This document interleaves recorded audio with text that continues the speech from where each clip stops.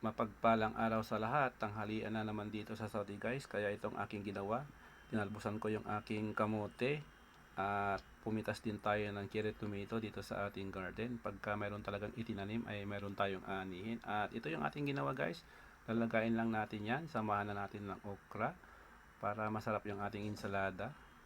Ano bang masarap na i-partner dito guys sa ating ensalada? Sa palagay ko masarap yung isda guys, ano? Kaya ito magpiprito tayo ng isda. Ayan, habang tayo nagpiprito, babalatan naman natin yung ating mangga na ihahalo natin dyan sa ating salad.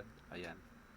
Para-paraan lang talaga guys, para makakain tayo ng masarap at masustansya. At ayan, pagkatapos natin mailagay yung ating kamote at okra, ihahalo na natin yan. Paghalo-haluin natin lahat. At yan, lalagyan natin ng bagoong na galing sa Pangasinan. Napakasarap po yan guys. At syempre papatakan natin yan ng kalamansi para mas lalong masarap yung ating ensalada. At halu-haluin lang natin yan guys.